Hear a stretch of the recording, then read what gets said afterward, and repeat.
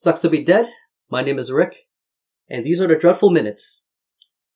Today, I'm going to be talking about mostly old school death metal. I made a purchase late in the fall from Razorback Records, and there's a purpose behind this. So let me show you the stack. They sell only CDs. They don't do vinyl or tapes.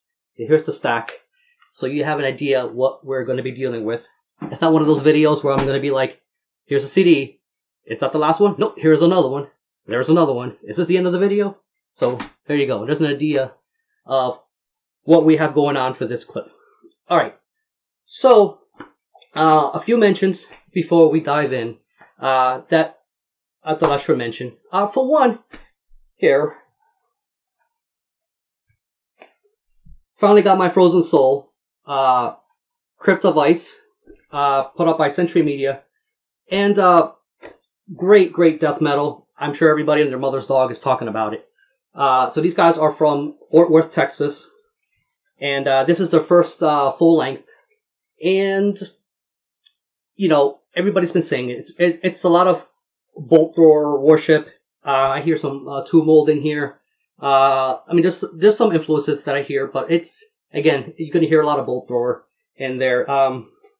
They even have a female bassist. It completes the set. Really talented. These guys and gals are extremely, and they're going to go places. I got the, what do you call this? Icy blue, baby blue, whatever. And it's already sold out everywhere, which is crazy. I'm sure they'll do another pressing. You know, it's only February. And everybody should have a chance to at least have a copy.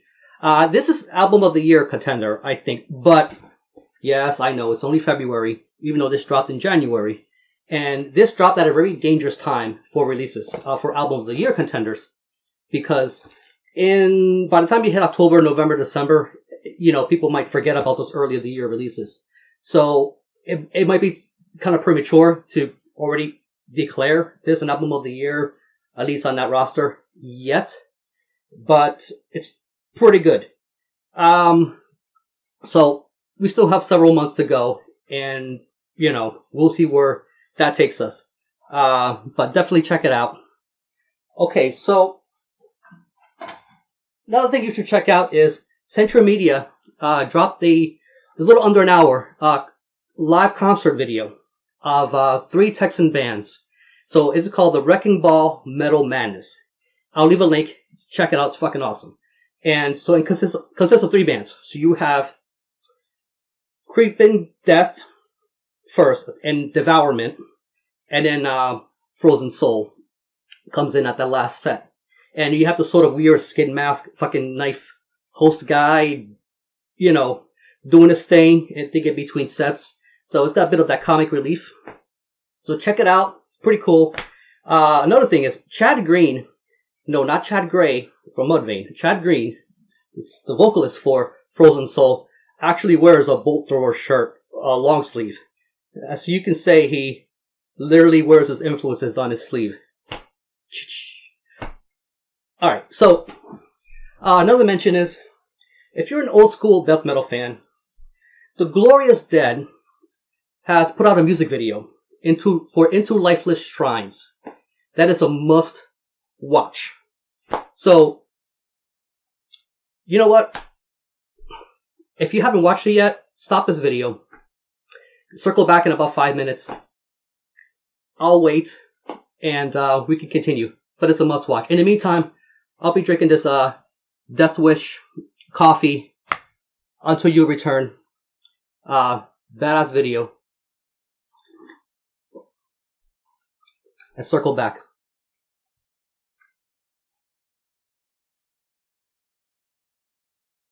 Five minutes later. Welcome back. Fucking awesome, right?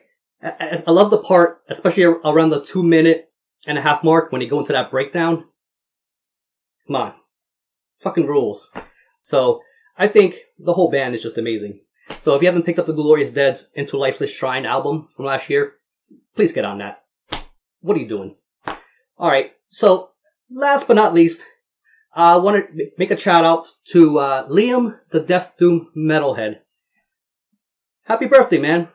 Or should I say happy birthday, mate? You guys across the pond. I do know at this point you're an Aquarian. And you Aquarians are quirky people, man. Like, you guys are all about being unique and you hate generalities. He calls his channel the Death Doom MetalHead.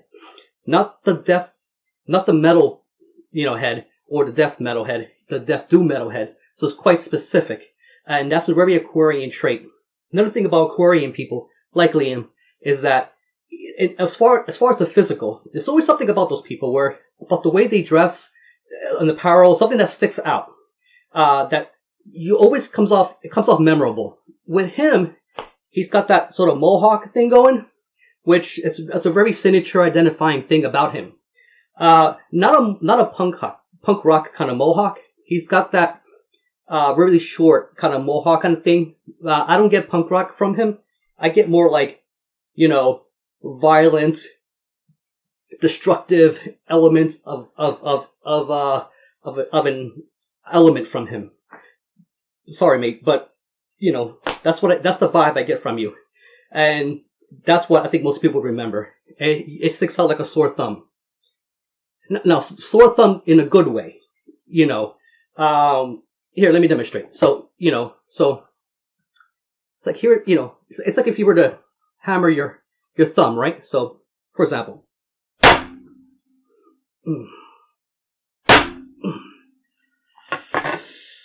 ooh. And then,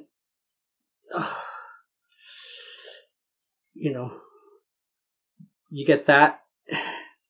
So, sticks out kind of like that. And if you want to, you can continue to, crush it and move those bones around.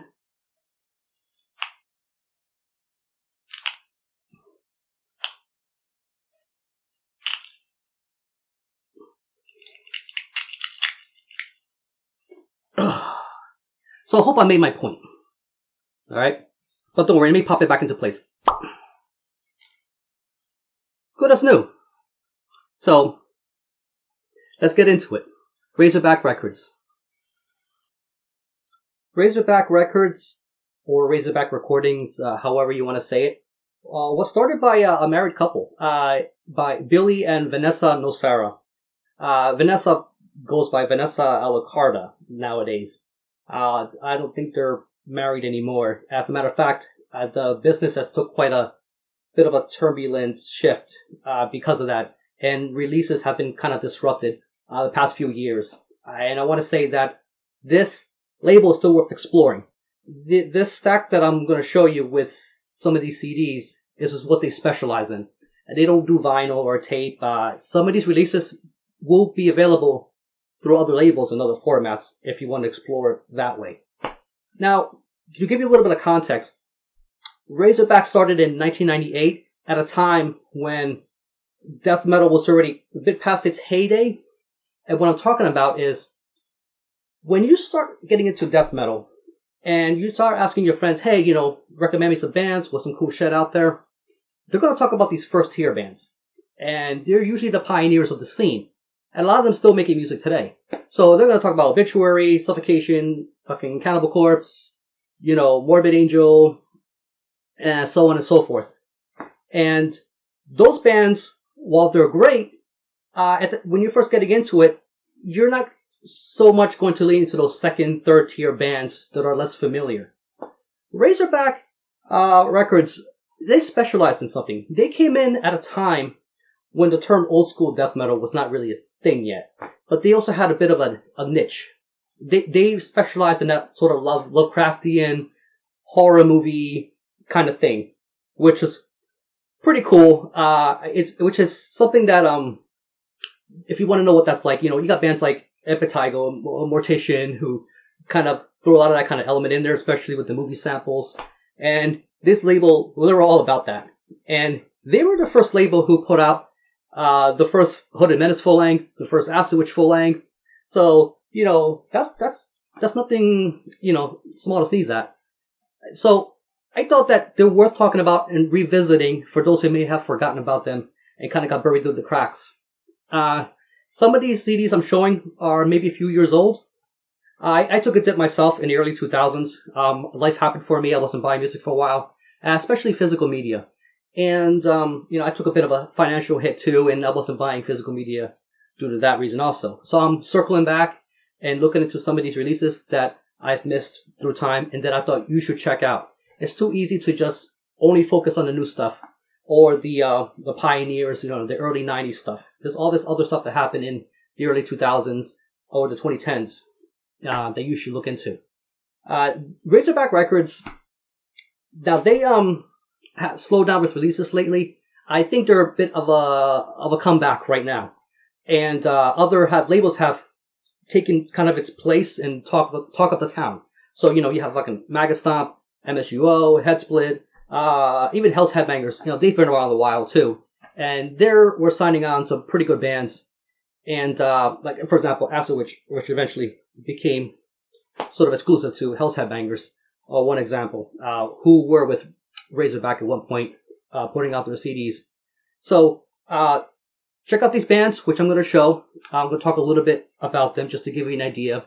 Now, some of these bands who were originally with Razorback, again, have moved on to other labels or went independent when Razorback went on a bit of a plateau period. I don't know too much about the specific operations of what reason or why that happens. I just know that they slowed down on releases. Things happen within the business. But I think that it looks like they're back to form. They put out a new CD called Headless Eyes. Really cool project. I'll leave a link and check out that album. So let's get into it and see what's here. Here we have Necrocultus. It's a band out of Mexico. And this release right here was not originally put out by Razorback. It was actually put out by Turtle Productions. And this came out in 2005 during its original release. This particular release right here, put out by Razorback, is actually a bit of a compilation because it consists of their first full length, and this is their only full length.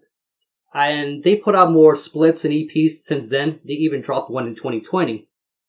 But I don't know why they have not put out another full length since then. So this one is called Encircling the Mysterious Necro Revelation. And it's a combo with their 7-inch EP that they put out in 2006 by Blood Harvest. And it's called Supreme Occult One, The Underworld Abhorrence. So here is the CD. This is the cover. This is not the original cover. The 2005 release has a different cover than this. But this particular Razorback one uses this artwork. Now, these guys, I would say, are more mid-paced all throughout. Especially this release here. But it's pummeling. And they're not overly technical. I would say, I would compare them to Cenotaph, but more in the vocal department. If you like to kind of throw the approach to the vocalization, these guys are very comparable.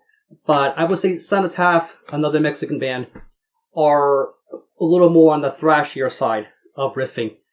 These guys kind of just stay more leveled riffing all throughout. The production on this, it's pretty dirty, but not murky. So check these guys out, especially this particular release right here. Next. Okay, we have Crypticus. This is The Barons. Came out in 2013. This is their third release with Razorback. This will be the last one with them. They formed in 2005. Now, when I say they, it's really one guy by the name of Patrick Bruss. And he was relying on the drum machine for a lot of his compositions as far as that part of it. But the guy's quite good with the mixing. And the production on this is excellent. Now, it's important to note that I can't even say his name. Brainjar was added as a drummer for this. So here they are. See if I can get that to focus. And they nail that Lovecraftian horror movie sort of vibe with this whole record. I think that, now, to listen to this, you have to be comfortable with a little bit of that gimmickry and processing. And the reason I say this is because it's entertaining. The vocals do sound processed and has a bit of that added cavernous effect to it, you can tell. And there are sort of organ synth moments thrown in here and there. There are little samples. There's just even like added dramatic effect where you have the keyboards going, during parts. So it's kind of neat. If you like your metal a little too no frills, some of those little embellishments may kind of dissuade you a little. But I thought it was great. I mean, I had fun with this. And it's just lyrics and whatnot. But this is a really cool project, and they put out more stuff since then. So I would check it out. But this one in particular in 2013, you can't go wrong starting with The Barons.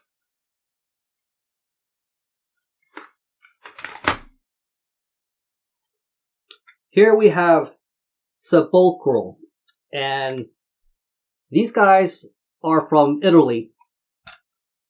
Let me pull out the cover here. Interesting illustration.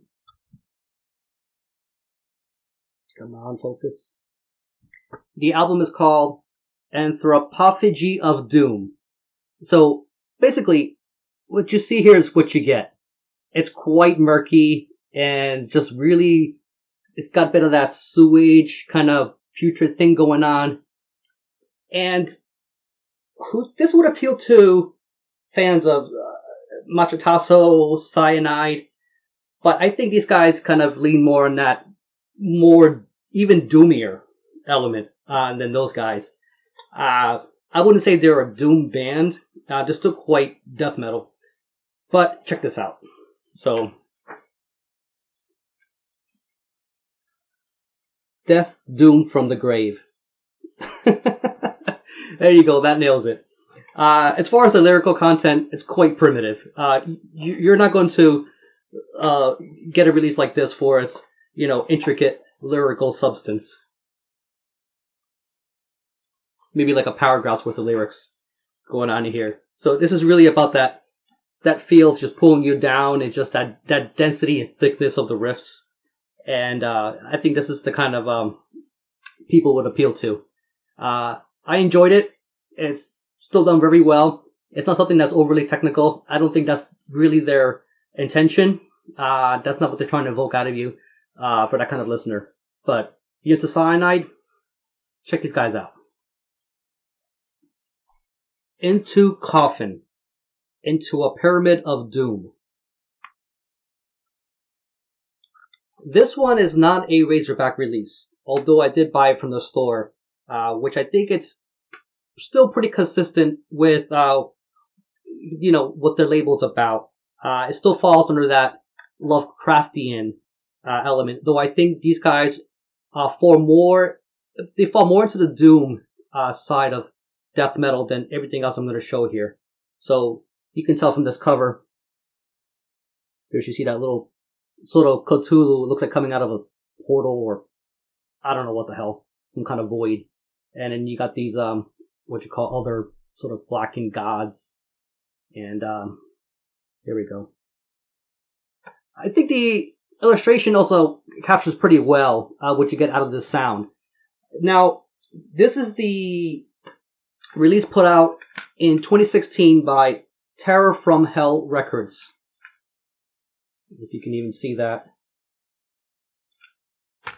Now, this is, again, quite doomy, actually. And the tracks can run very long. There's not many tracks here, which kind of gives you an indication for something that's supposed to be a full length. Can run very long. Their sound teeters between brutal moments and really spacey, wide, atmospheric moments where they let the notes kind of ring out. and just kind of build up a bit of that hollow tension. I think that during those most faster moments, it remind me of Shazmu from out of Canada. If you're into Shazmu, this would appeal to you. And I say that because I think their newer releases have gotten more dense and more pummeling than this one. This release right here, which is their first full length, it's probably the most primitive sounding out of everything else that they put out.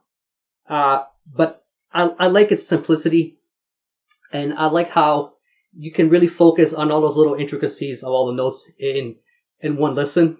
It's not one of those where you have to kind of keep spinning around and let those things kind of ring in your ear and just drill in like their later releases. But I enjoyed this one very much. If you're a Death Doom guy, definitely worth checking out. So Into Coffin, Into a Pyramid of Doom. Again, these guys are out of Germany. So, next. This band you should definitely know, called Offal, Offal, and they are from Brazil. They formed in 2003, and this right here is called Horror Fiend, and it came out in 2015, and this is the last full length that they put out. They put out 2 more splits after this, so come on guys, you're about due for another full length. What's going on here? Supposedly they're still active, so this one I have to show. You will see why. So here's the CD. That's right, Mark Riddick artwork. Come on, this one has to focus. Come on, you bastard.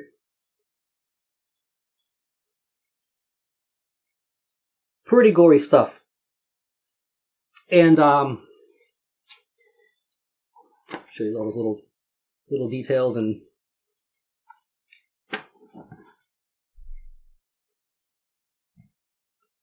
I know those Mark Riddick skulls from anywhere. I spotted it right away. I knew what it was. I love the thank you list. Flesh and bones too. Look at that fucking thank you list. God damn. This is a really cool release. This is a great band. This is one of those where you can't go wrong with any of their albums. Even their splits. They did a split with Surgikill, which is quite awesome. They're also comparable to, if you like Autopsy, this is one of those in your vein kind of albums. They play in that sort of gore, grindy, death kind of matter. The thing is that when you hear the term gore, grind, death, you're expecting a bit of that dirty and kind of bit of a, murky kind of production to go with it. But the production on this is actually quite clear and good, despite, their playing style. I would say it's almost smooth as butter. I know I feel weird saying that, but that's kind of what I get from this. I think that everything is very well balanced. I wasn't sure. Let me see what was this mixed? Because it's fucking good.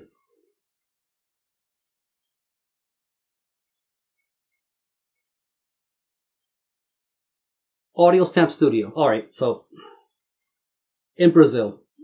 Whatever they did, there's some magic going on here. The musicianship is played very well. This is a band you can tell has been doing this a long time. I know they formed in 2003, but whatever they were doing before then up till now, they know what the hell they're doing. So, Awful, Horror Fiend, that should be in your collection. Alright, next. More old school death metal. This one's from Spain, and this band is Oniricus. The album is Ritos Diabolicos. So this is one of those where it's all in Spanish, of course. Don't let that dissuade you. So they put out 2 full lengths. Again, this is the first one. It came out in 2013 through Razorback, and I would say vocally, it's out of the school of Van Drunen. Musically, I hear quite a bit of Pestilence worship. So if that kind of sound is up your alley, this is great. The artwork, just like that Awful, it's fucking excellent too.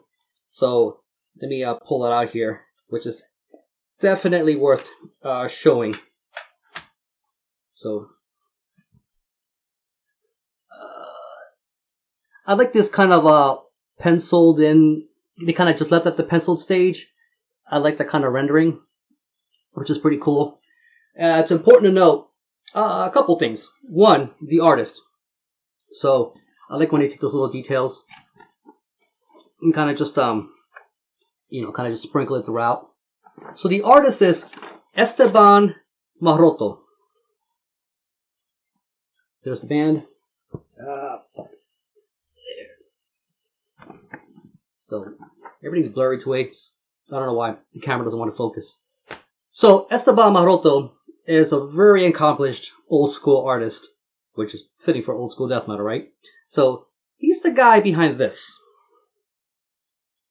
Remember Vampirella? They got that guy to do the artwork for this. And Esteban Maroto he's one of those guys that also created that chain sort of bikini for Red Sonja. If you're under 30, you probably don't know who Red Sonja is, but, he's one of those artists that have been around a long time. But it's pretty cool that they got him on board to do this. Great band. Musicianship, also great. But it was almost a little too good and very well balanced. So as I was going through it and looking through this booklet, I started to realize something. Where is it? Yep. Here we go. It's been swanoed. So that's right. Recorded at Unisound Studios, mastered by Dan Swano. That's why it sounds fucking awesome. Great artwork, great production. If you love Pestilence, this is a no-brainer.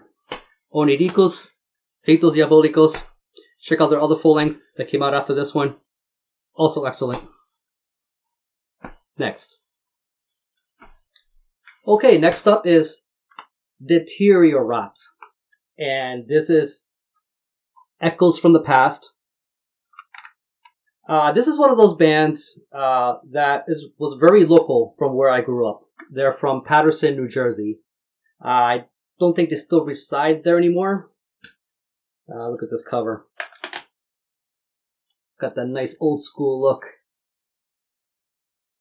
Anything with streams and waterfalls, like Transcend the Rubicon, and anything quite like that, I'm a sucker for that.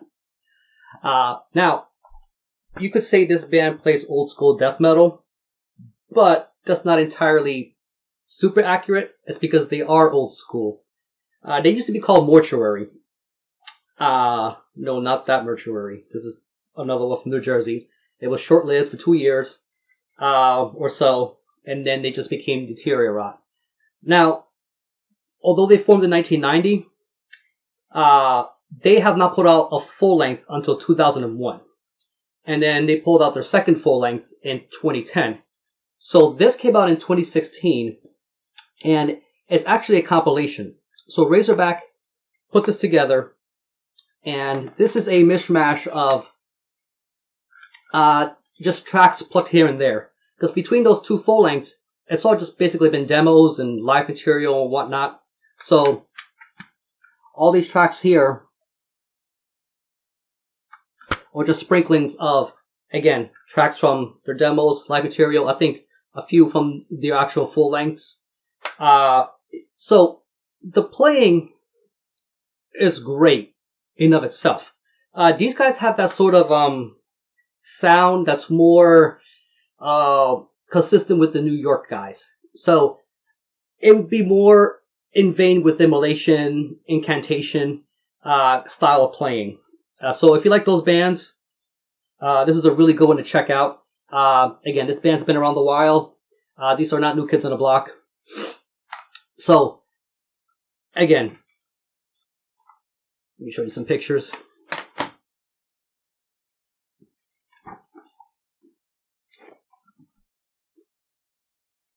Pretty cool.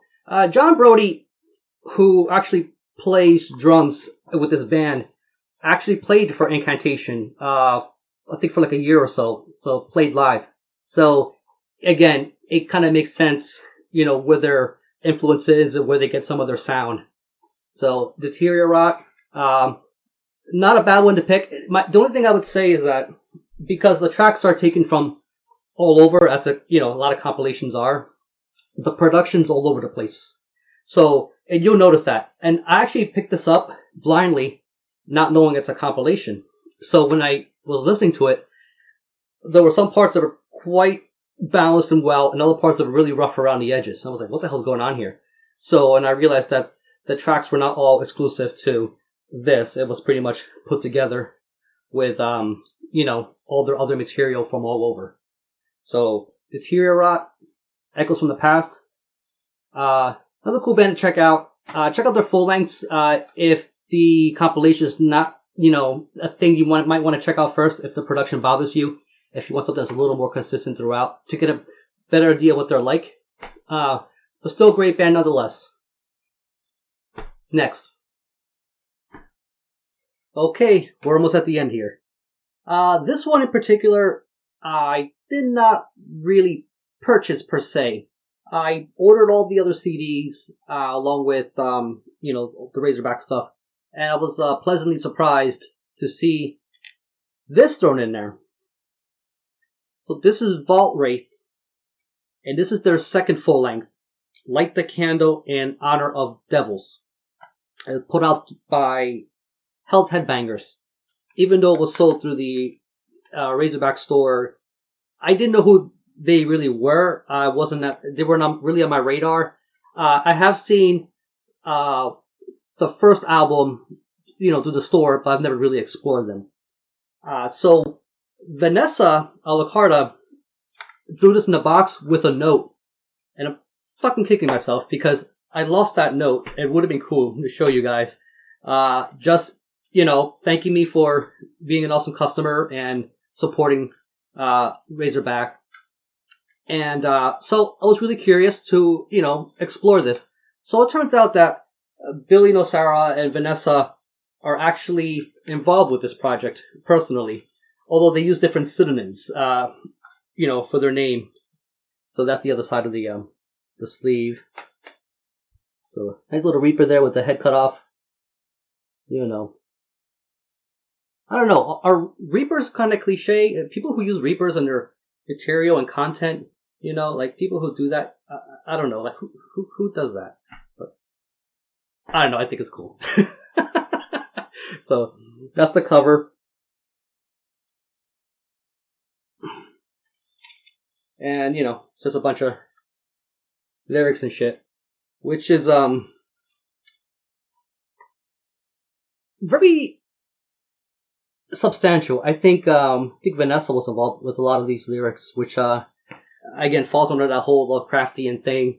They're all about that. Vanessa actually, it's involved with a magazine called Evilspeak. So if you're a horror movie nut, that should already be on your radar. Which I think they put out issues periodically. I think they're up to 6 or 7 issues at this point. The only problem with that is that they usually sell out, so you have to really, be on top of it. So, Vault Wraith. These guys are... I forgot to say what their new pseudonym was before I dive in. So, Vanessa goes by Alacarta Bellows, and Billy goes by Esteban Walpurgis. Okay? The vocal is very reminiscent of, Jeff Becerra of Possessed. Like, it's got that inflection going on. So if that kind of vocal approach is your thing, you like Possessed. It definitely has a bit of that tinging on the blackened side of things. The playing mixes elements of thrash. There's some pretty creative riffing. A lot of it is very, very reminiscent of Morbid Angel. Especially that last track. The Morta Possessed. Super, super familiar. Now, I don't want to say these guys are like super unoriginal or anything like that. This is still a very fun listen, but the playing is super familiar. Everything is stylings that you've heard before. So I wouldn't say these guys are crazy innovative, but it's a fun listen. And I found myself, and this is how you know you like something. I found myself kind of bobbing my head and, tapping my feet and, really enjoying the heaviness, the grooveness, everything about this. Really cool band. I definitely going to go back and pick up their first full length, as much as I enjoyed this one. Vault Wraith, like the Candle in Honor of Devils. I almost feel like there is a bit of a tongue-in-cheeky element with this. Like they don't take themselves that seriously. I'm not saying they're campy. They're not like Acid Witch kind of campy. Not quite like that. I think there's a little more tongue-in-cheek thrown in there. That's why I think that it doesn't matter if they're not the most original band or the most original sounding thing. I think this is meant to be quite a bit of a fun listen, and not something that's going to make you want to, throw an axe out the window, to vent your frustrations. I think if you want to do that, go ahead. I don't advocate violence, but I think this is more intended to be more of just, bang your head and have some fun with it. The artwork here is great. The production's great. Again, but it's put up by Hell's Headbangers. You know what their standards are, so you know what you're getting. So Vault Wraith, very recommended actually. But just a disclaimer, it won't be the most original thing you've heard. It's very familiar. So we'll leave it at that. Thank you, Vanessa, for throwing that in there, by the way. Very awesome of you. I just wish I didn't lose your note. So I just talked about that Vault Wraith. And I just remembered that Billy and Vanessa, they've done quite a bit of projects together. Although they're branded labeled together, it makes perfect sense, right? There was another Hell's Headbangers release put together, and those two were involved, including Steve-O of Impetigo, and that is Surgikill. You're probably already familiar with this band. So I thought I'd show this record, Sanguinary Revelations. Really cool painting. I also love the logo. Check that out. Again, it came out in 2016. This is their only full length. They put out a bunch of splits after this, it's also good. Check out the one that came out last year with Carnugia, which is just fucking gross and just fucking awesome. Check out this insert. Rise of the Sanguineo.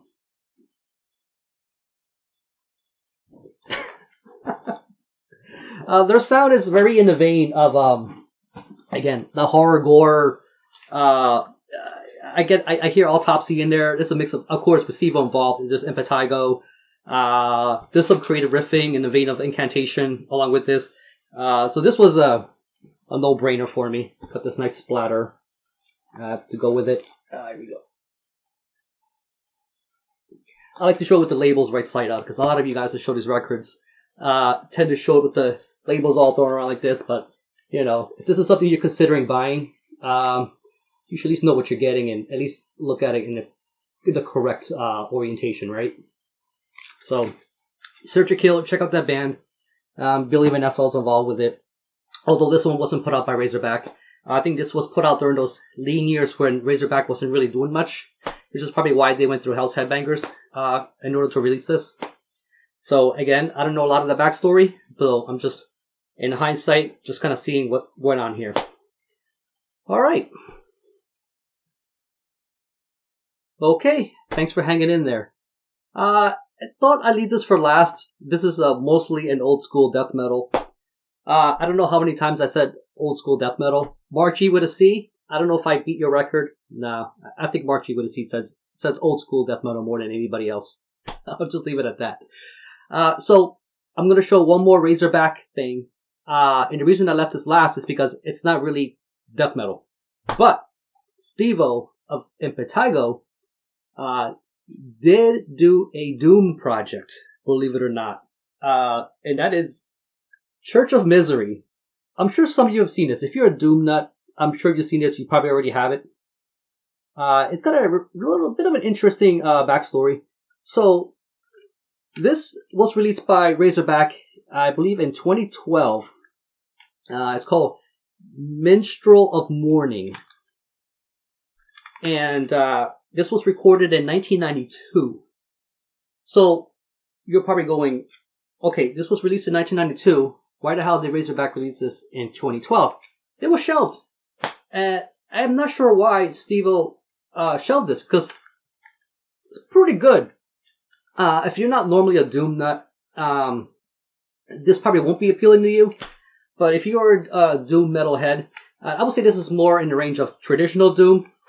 Steve-O's vocals actually adapt pretty well for a death metal guy. I mean, and, you know, just, it's fucking amazing that he was able to put something like this out. And, now, Church of Misery, you're probably familiar with that Japanese band. That's not who I'm talking about. These guys came first. So, you know, not like they're taking the name hostage. You know, songs are quite lengthy and long, what you expect from a Doom project. But it's almost like the fact he put this out would make you think, well, is Doom metal just that easy to do? I think that's just exemplifies this guy's talent in the way he was able to just adapt and do this kind of style, you know, if he really wanted to. Although, I don't know why he shelved it. I think at the time it was also running a zine called Gloves of Metal. I'll actually leave a link to it, the PDF file for that zine, and, you know, really enjoyable. You should definitely check it out. But this has all the tropes you'd expect from a Doom metal project. So the thing is, they did change their name. After this was recorded, they changed their name to Insomnia, which I think they put out another demo or two, and then they just called it quits after that. So they just vanished as a band, and that was that. So it's just a bunch of pictures and whatnot. This fucking shitty autofocus thing probably won't let you see all the particulars, but at least you'll get a general idea. So it's a lot of you know, a lot of text and whatnot here. So I just thought it'd be really cool to show. It's a different animal than what Razorback typically carries, but I know that Steve-O is very tight and close with the, you know, Vanessa and Billy, so it makes sense that he pulled this out of the archives or wherever the hell it was shelved and, you know, put it out there on the market. I've seen this before, and I didn't know it was it had that bit of a backstory. But if you're a Doom nut, you know, this is a definite thing to check out. So, Church of Misery. So, thank you for hanging in there.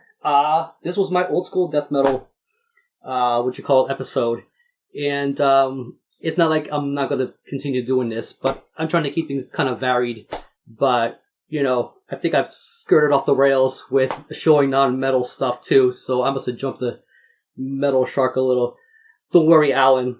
Let's talk metal. See? I can talk metal. No Duran Duran here. So, keep it dreadful. Thank you for hanging in there, and see you on the next one.